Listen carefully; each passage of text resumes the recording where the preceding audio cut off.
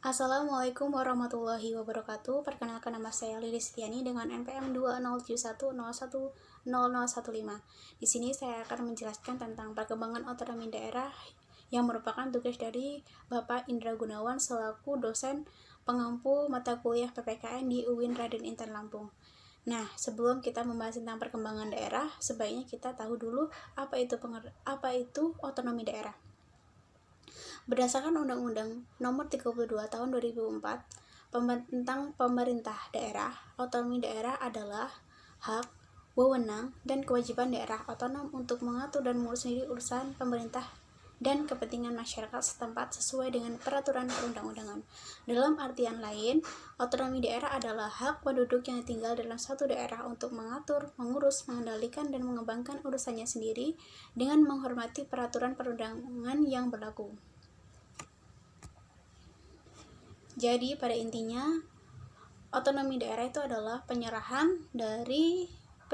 wewenang dari pemerintah pusat kepada pemerintah daerah, di mana pemerintah daerah itu diberikan wewenang untuk melakukan progres atau perubahan terhadap daerahnya dengan tujuan untuk mengedepankan daerahnya tersebut. Nah, secara konseptual, pelaksanaan otonomi daerah di Indonesia dilandasi oleh 3 tujuan utama yang meliputi tujuan politik, tujuan administratif, dan tujuan ekonomi. Hal yang diwujudkan melalui tujuan politik dalam pelaksanaan otonomi daerah diantaranya adalah upaya mewujudkan demokratisasi politik melalui partai politik dan Dewan Perwakilan Rakyat Daerah. Perwujudan tujuan administratif dalam ingin dicapai melalui pelaksanaan otonomi daerah adalah adanya pembagian urusan pemerintah antara pusat dan daerah, termasuk sumber keuangan serta pembaruan manajemen birokrasi pemerintah di daerah. Sedangkan tujuan ekonomi yang ingin dicapai dalam pelaksanaan otonomi daerah di Indonesia adalah terwujudnya peningkatan indeks pembangunan manusia sebagai indikator peningkatan kesejahteraan masyarakat di Indonesia.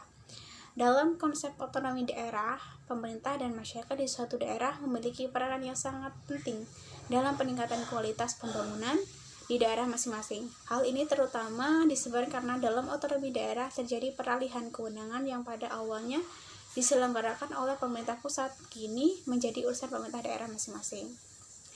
Dalam rangka mewujudkan tujuan pelaksanaan otonomi daerah, terdapat beberapa faktor yang penting yang perlu diperhatikan, antara lain faktor manusia yang meliputi kepala daerah beserta jajaran dan pegawai, seluruh anggota lembaga legislatif dalam partisipasi masyarakatnya, faktor keuangan daerah, baik itu dana pemerimbangan dan pendapatan asli daerah yang akan mendukung pelaksanaan program dan kegiatan pembangunan daerah, faktor manajemen, organisasi atau birokrasi yang ditata secara efektif, efisien sesuai dengan kebutuhan pelayanan dan pengembangan daerah tersebut. Jadi semuanya itu harus tertata rapi supaya daerah berkembang dengan baik. Kabupaten Waikanan dibentuk pada tanggal 20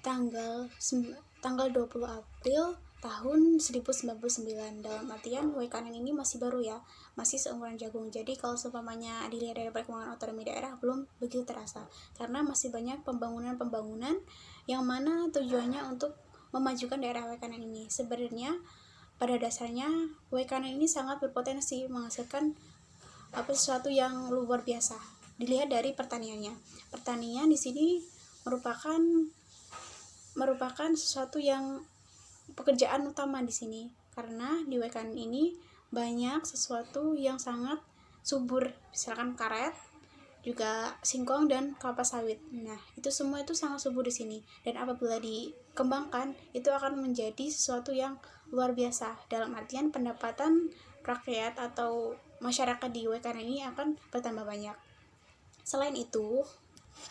Selain dari sektor pertaniannya, Waikanan mempunyai tempat-tempat wisata yang sangat bagus. Apabila dikembangkan, itu juga bisa membuat daerah Waikanan ini bisa dikenal oleh daerah-daerah luar, bahwasanya apabila masyarakat luar datang ke Waikanan itu akan memberikan dampak positif, di mana akan meningkatkan pendapatan daerah.